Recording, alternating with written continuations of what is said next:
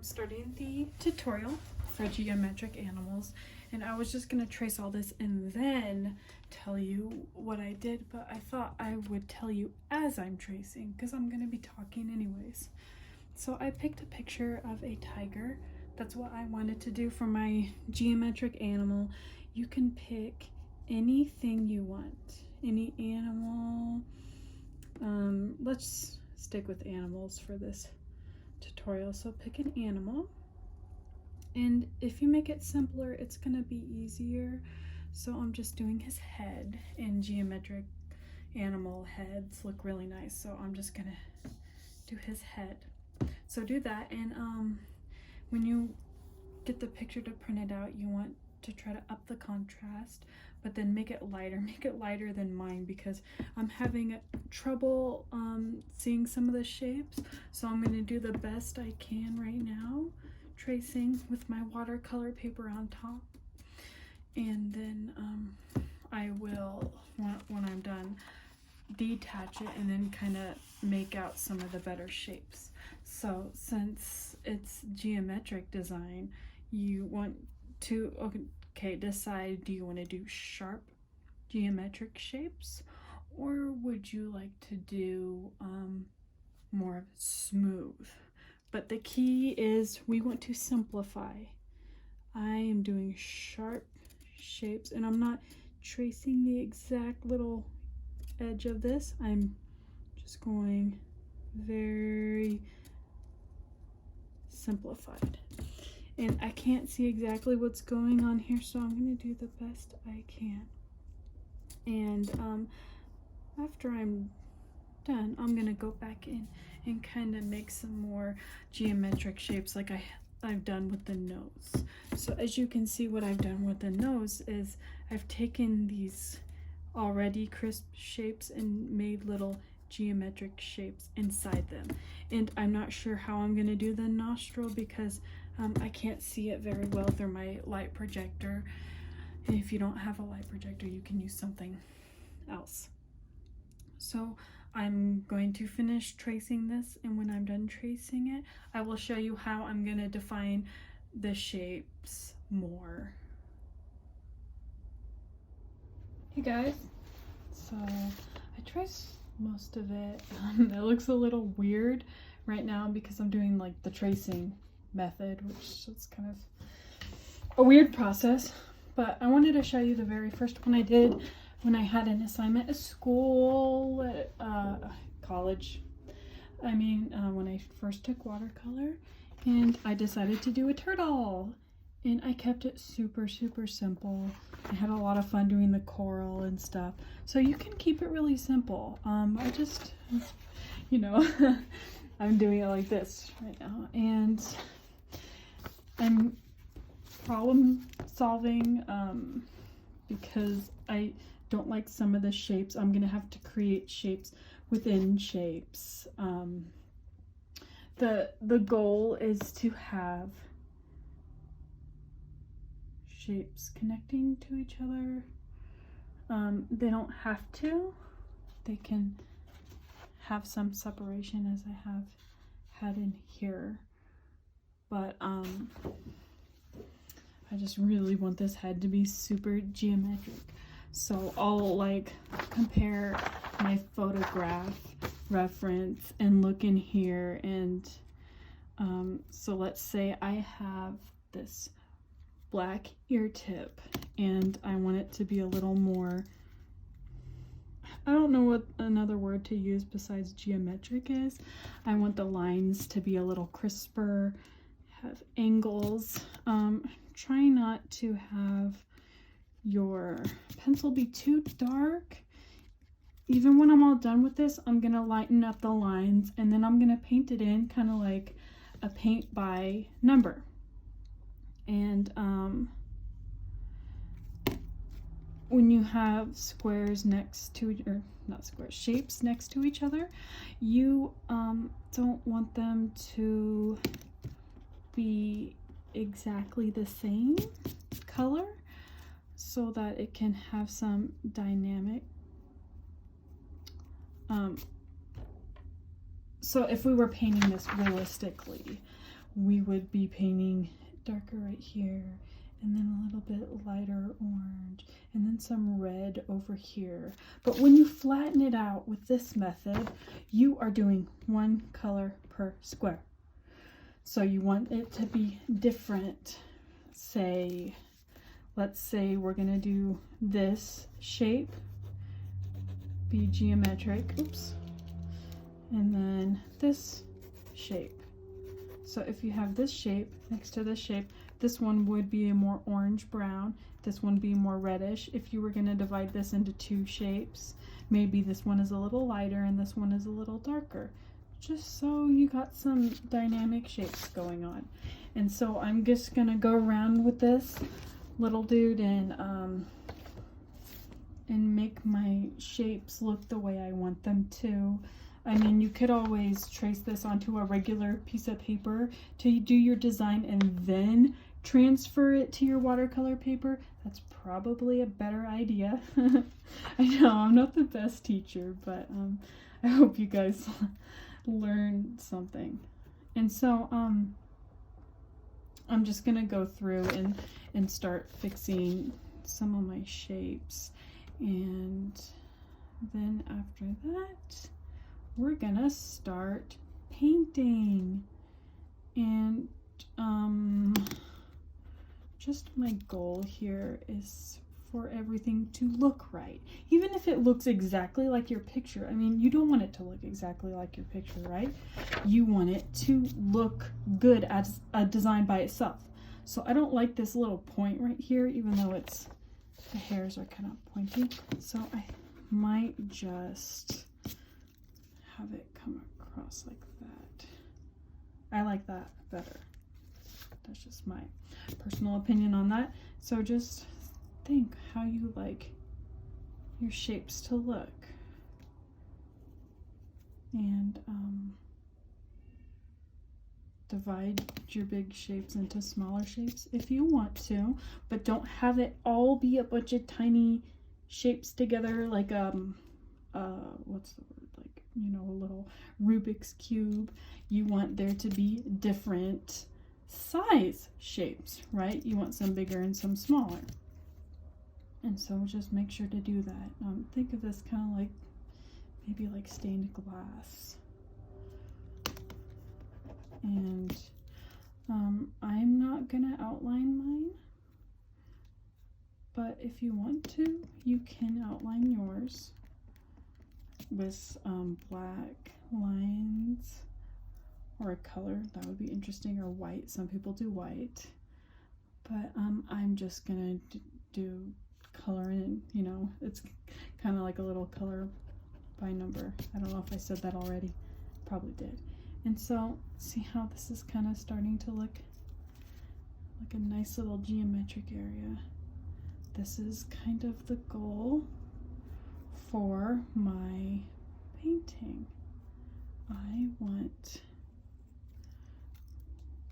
different geometric shapes that look nice, put together like a little puzzle. And you can also try to keep in mind, if you do one giant shape, you're only going to be able to do one color if you're doing it the way I'm doing it.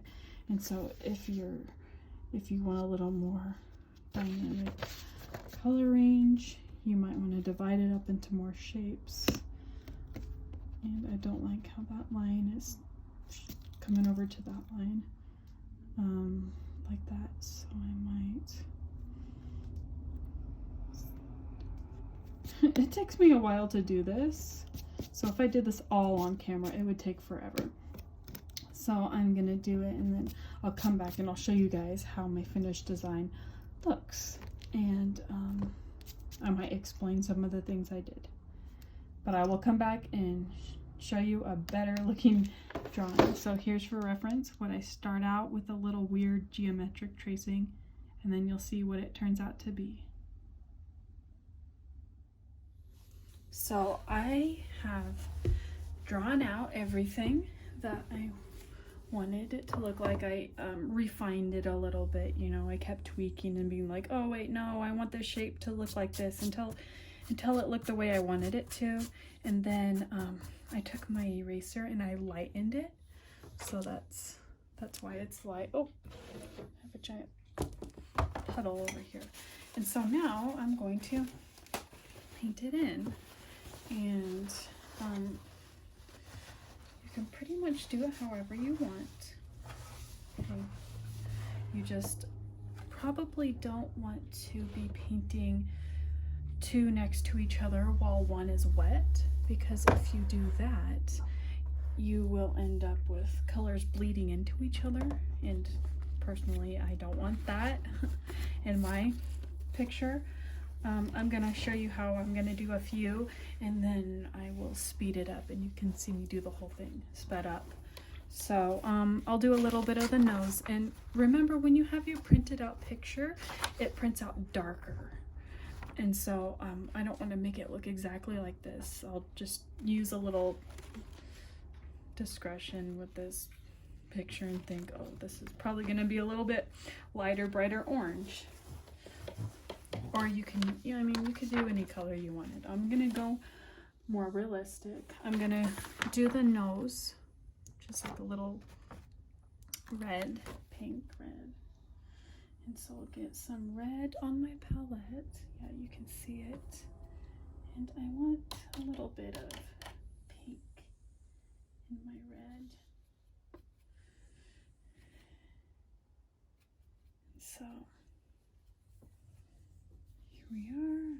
And the sides of the nose look a little more orange red.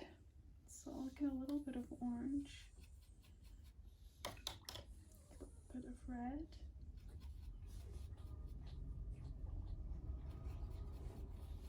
Oops. Just took the orange red out of that. There we go. So I'm gonna use this color. Make sure you've got all your eraser things off. There we go.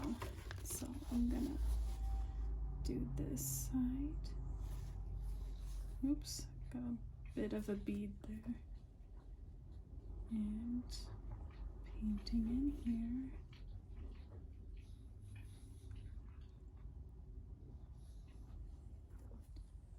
That side. And then I want this side to be the same color over here on this side of the nose. Just painting it in. This is my favorite part of doing this kind of geometric painting, because I find it very, very relaxing. And the nice thing is, if it dries, remember, watercolor always dries lighter.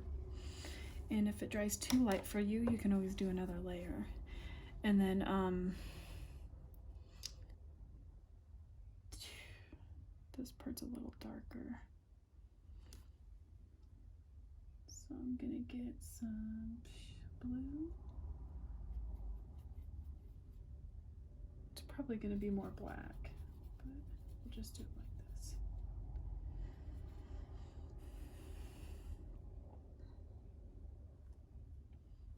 Because the bottom of his nose is kind of black. It's kind of getting into that stripy color. So we'll do kind of this purple. I'm gonna have different colors in my stripes. It's probably gonna have like a little, you know, blue tinged or purple tinged gray. And so now I'll do a little, how about I'll do the eyes for you. So this tiger's eyes are a little yellow orange. Use gamboge for that. Gamboge mixed with a little bit of brown. There we go. I like that color.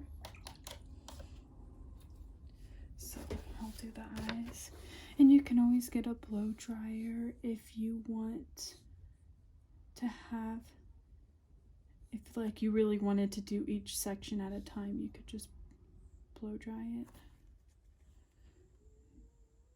And I mean, the hardest part is drawing it all out. That's the hardest part, is designing it. The painting part, I find, is a lot easier. So there's not much to it. Just be sure to stay in the lines, you know. It's always a good idea to stay in the lines. I'm going to cheat a little bit and make these eyes a little bit rounder, so there'll be a little bit of the focal point. So everything else is going to be more geometric. And then the very center of his eyes, I'm going to have kind of counteract the rest of it. And so just keep mixing colors and coloring in, you know, using your picture as a guide to make sure you color in the right area what it's supposed to be. And I'll speed this up and you'll see the finished piece soon.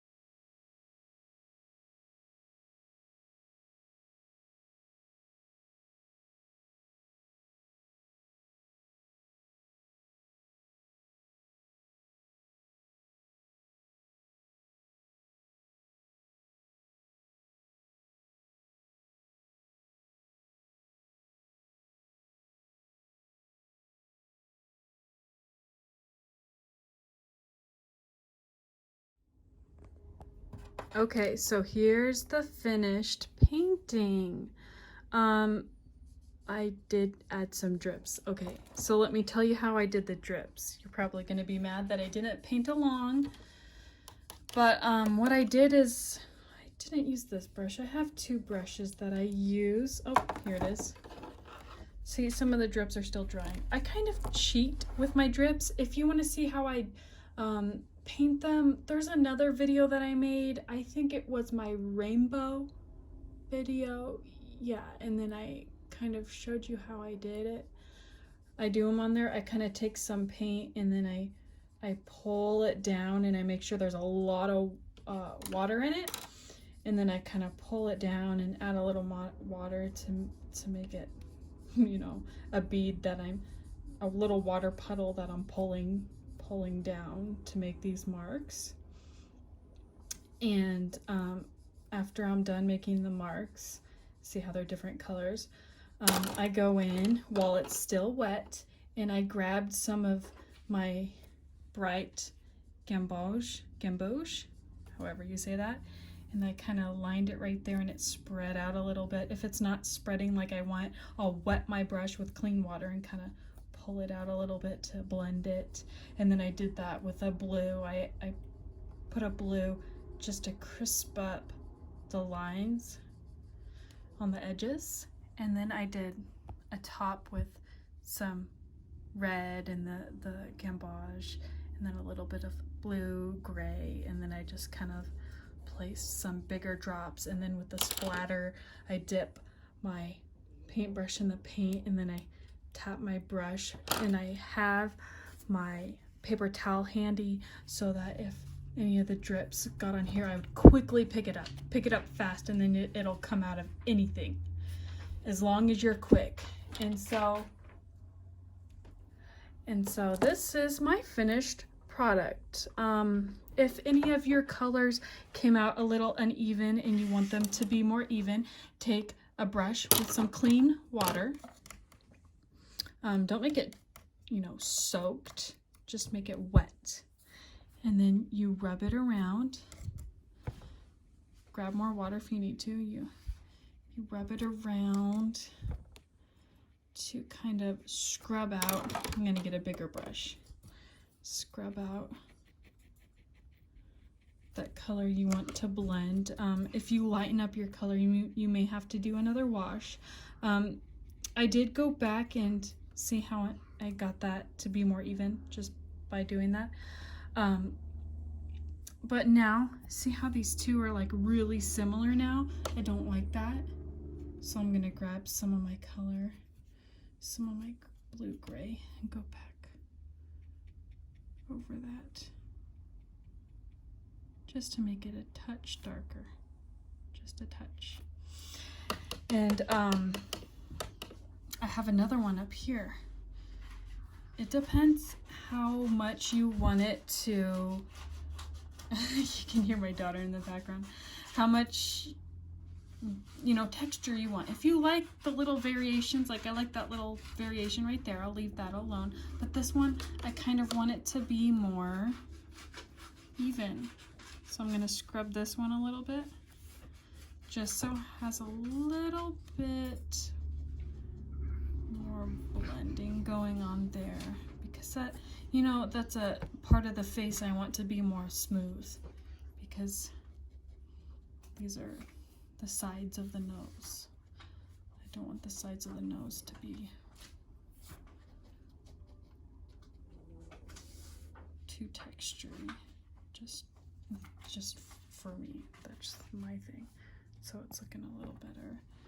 And you might want to go with a little brush. I already did this, and I got some of my corners that were a white dot that just needed to have a little extra paint put in so that the shapes were finished off. And go back if you need to make some shapes a little bit darker. It's easier to make things darker than it is lighter. You can lighten things up a little bit, but not a lot.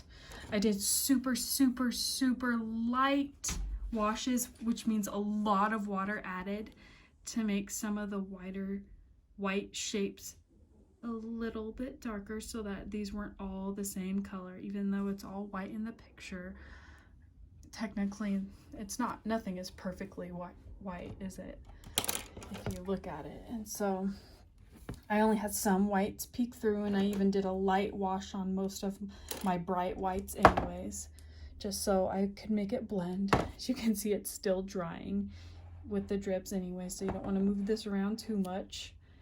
And what else? I think that's it. I signed my name right here. I like to design it to go with the picture so it's not detracting from it. And so here's the finished piece.